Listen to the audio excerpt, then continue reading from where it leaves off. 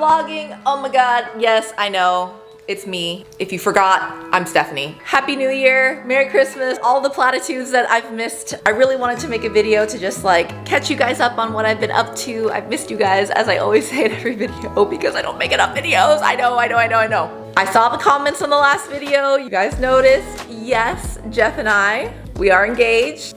You'll probably see me wave my hand a lot because it's very exciting for me. If you didn't know, Jeff and I have been together for like almost 7 years. We've been together before I started my YouTube channel. We've been together way back in the day when I was still in grad school, still doing my PhD. It's a beautiful time to be alive. In this video, a little couples action, we're gonna be doing a video together. I'm so excited about it because he's really smart about fitness and nutrition. So we're gonna be talking about a few myths, commonly held myths. I'm also gonna do a really quick like house renovations update, and then we're gonna do a workout. So it's gonna be a fun video. Let's do the fitness myths. I'm excited. Featuring Jeff Nippard. Okay, first one, we're just gonna jump right in. Let's do it. Yeah. A lot of people think carbs, you cannot have them at bedtime or late at night. So carbs after dark is the myth. Do you wanna start or do you want me to say something? You say what you think. Okay. Are you allowed to have carbs after dark? Yes.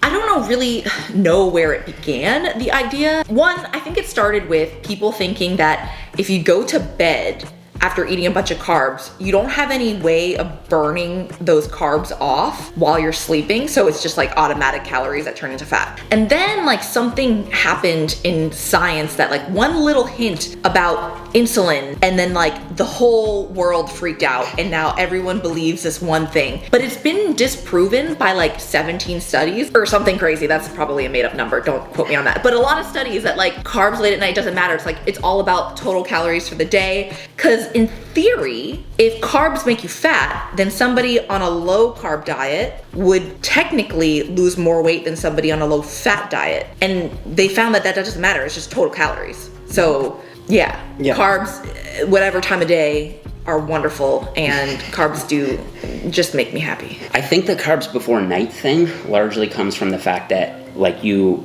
mentioned, you're lying down, you're asleep, and so your metabolism is going to be lower. People think that your metabolism is slower at night, so if you just eat right before you go to bed, you're not going to be burning through those calories or through those carbs, and so what's going to happen? You're going to store it as fat. That's not true. Your metabolism when you sleep is about exactly the same as it is during the day at rest. I thought it went up.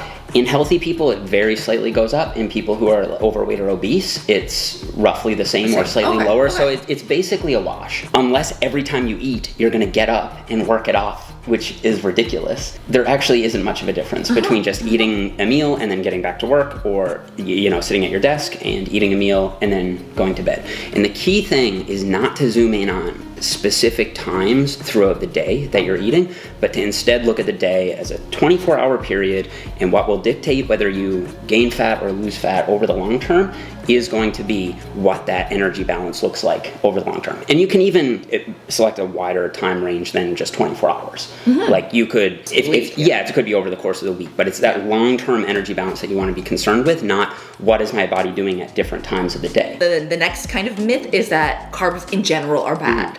Yeah. So that would go back to the idea of insulin being a storage hormone. So when you eat carbohydrate, you trigger insulin release. That then causes that carbohydrate to either be stored in glycogen in the muscle, which is actually a good thing, especially if you're a bodybuilder, or it could be through this like long process or whatever, be converted to fat, which is actually pretty rare in humans, but essentially like it can increase fat deposition and then decrease fat mobilization. That has caused a lot of people to label insulin as the bad thing. But just think about it this way. You look at cultures, in Asia who've eaten tons of rice and noodles over years, and a lot of them remain underweight or at a healthy weight. And so if it really were the fact that insulin will cause anything you eat to go into fat, regardless of calorie content, that just wouldn't be possible. So like that defeats it on the face. And then they can kind of like get around it to be like, well, caloric intake matters, but there needs to be insulin in order for fat to be stored. So if you do keto, then you can't store fat. But that's also not true, because the body is massively complex, and if it wants to store fat, because you're in a caloric surplus, then there are other hormones and other pathways that can make that happen. Lastly, the other thing about insulin is, again, it gets back to the idea of narrowing in on specific eating windows rather than looking at the long-term 24-hour period or even longer. If insulin is high, yes, you'll be storing nutrients. While that's high, you'll be storing fat, you'll be storing glycogen. Then when it comes back down, you'll be releasing that fat, you'll be releasing that glycogen. So again, it's the balance of insulin over that 24-hour period ultimately comes back to calories. So Jeff is mostly speaking of from the context of somebody who's trying to lose weight, but for people maybe who are not as concerned with weight loss or maintaining, or they're just like, I'm just intuitively eating, carbs are really important for sustaining a good relationship with food, because any sort of elimination diet or any vilification of any type of food in the long run just like creates such a bad relationship with food that like, do you want to live like that forever? Do you want to vilify a food group forever, or a macronutrient? Like, some people might be thinking of it in the terms of weight loss, fat loss, and I know that's a goal for a lot of people, but for me, the idea of the elimination of it just creates fear foods, and that's really bad. So there's not only the people that can't vilify carbs that are just trying to lose weight. It's not just them that need to like realize that they're not bad. It's everybody. True. What else you got? Okay.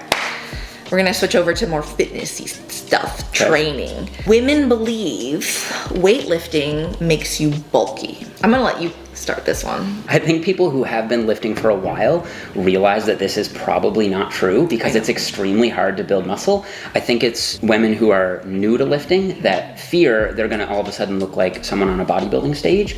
And what they need to realize is that muscle is not built very easily. It takes a lot of work. Those people who are competing in bodybuilding competitions, most of them have some combination of really good genetics, extremely disciplined training over years and years and years, where they're intentionally trying to build as much muscle as possible. That is their explicit goal.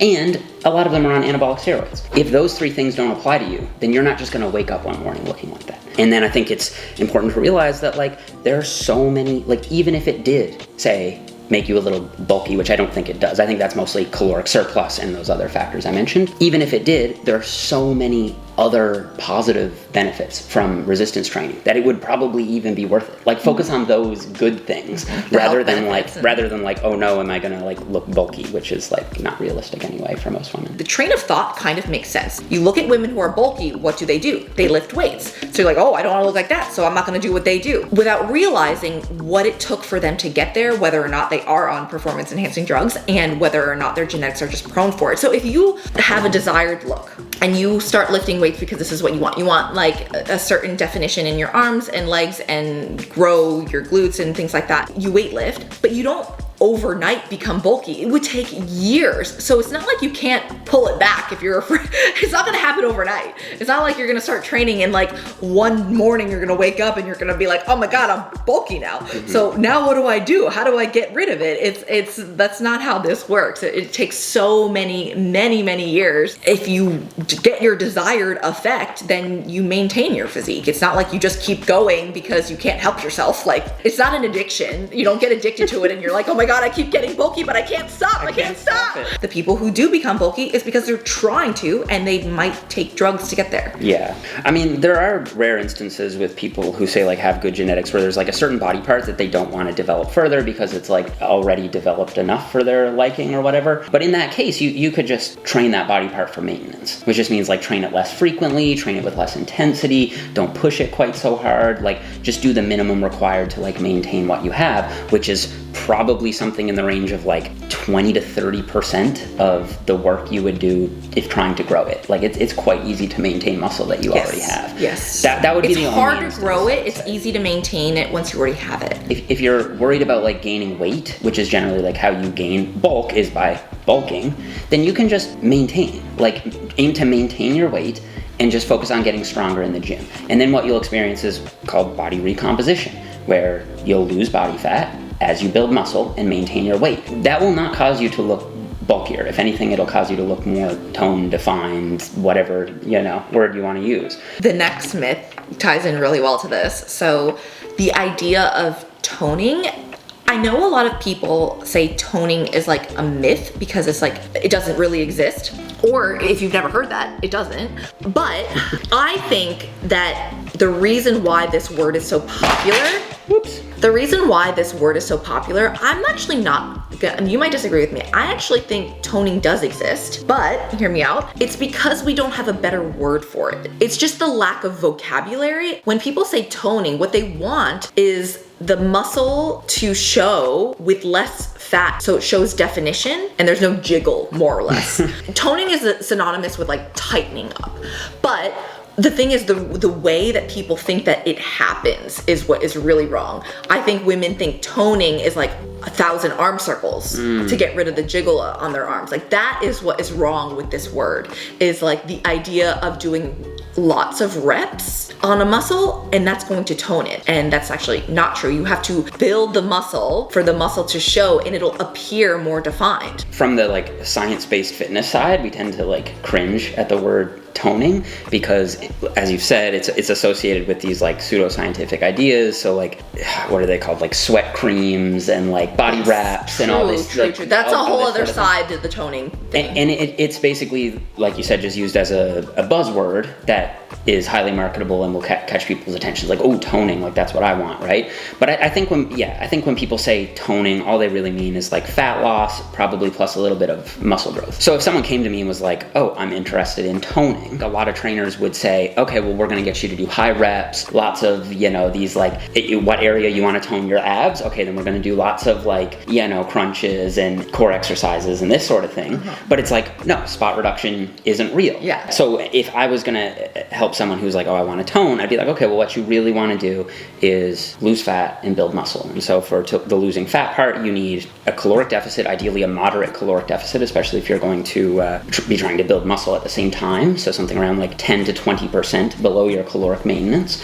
Make sure you're eating enough protein, and weight training with a focus on progressively increasing the reps or increasing the weight that you're using over time. That's going to build muscle. That's going to create a toned appearance so much better than all these other things we talked about. To be on the other side of this, the non-weight loss side of this, just eating sufficient protein and weight training will also give you that effect. I don't think it's necessarily worth preaching that you have to lose fat to be toned. If you were to build muscle and like body recomp, then you would achieve a more quote unquote toned look.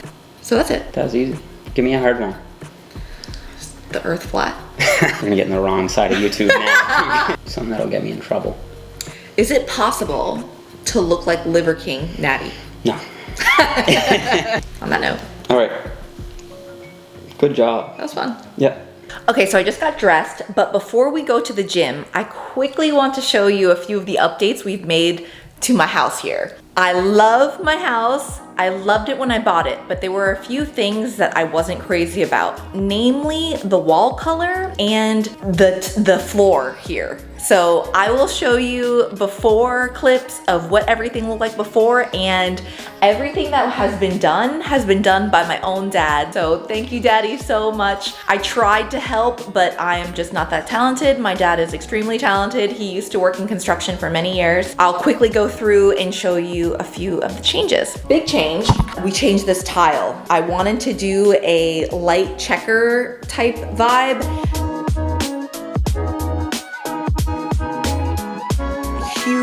Huge difference. I mean, like, come on. The other obvious change is the wall color. Chandelier, new chandelier. Oh my God, the amount of work that this chandelier and this new chandelier, oh my God. My dad also did this wainscoting, which is the trim. So in the dining room, we just decided to do half a wall to distinguish the dining room from the foyer, which you can see is the bottom half and the top half. So he added the boxes, did the paint, repainted.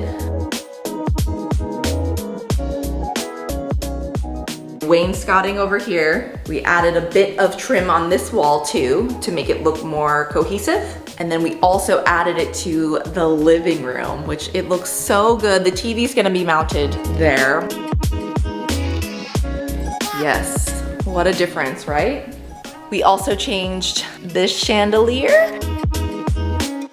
We also changed these pendant lights right here. I'm not sure how I feel about them. They're almost too small for this space, but I like the vibe. They go with the vibe of this guy.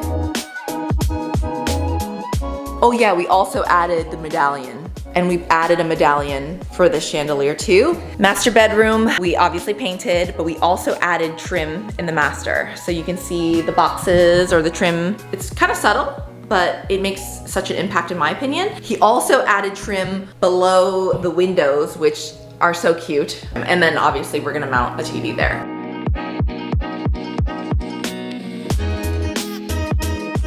I'll only say this once because it's obvious. I'm not done. A lot of things are incomplete, yada, yada, yada. You get the idea. And now I'm gonna go to the gym and we're gonna do a full body quick workout. I'll see you there. Let me mess it up on you first so I know you didn't cheat. Now. You just rotated it. This is Jeff. All right, what am I doing? Okay, coming to the end. See the big finish.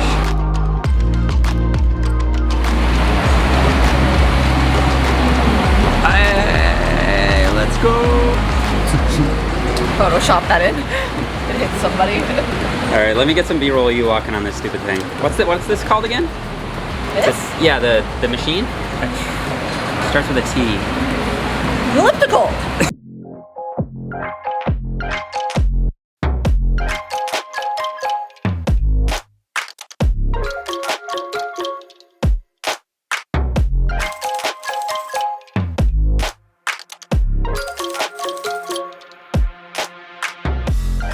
A lot of Smith machines are a little bit difficult because they don't go all the way down. So you might have to get a box and stack it to increase the height of you to be able to get the full range of motion. The problem with that is the whole point of this program is for things to be quick and not have a lot of setup. Because at that point, it might even just be faster to set up on a regular barbell or just use dumbbells.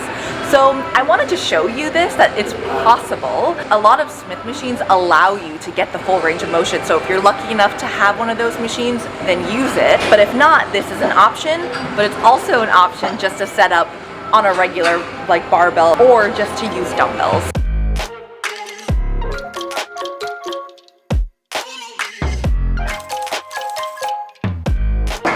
Look at us. Who would have thought? All these years later. I know, right? Where are we? Who would have thought I would have put up with these for all these years?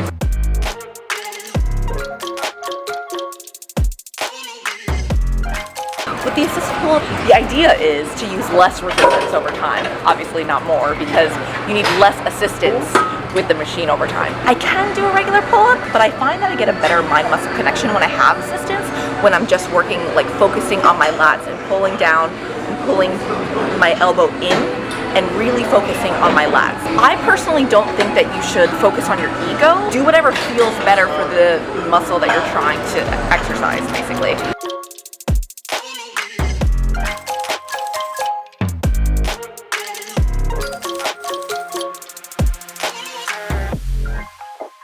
I've said this before on my channel, but if you don't know, when you're doing dumbbell walking lunges, the longer your stride, the more it'll target your glutes. So if that's what you're going for, increase your stride length. If you want to target your quads more, you just do a shorter stride.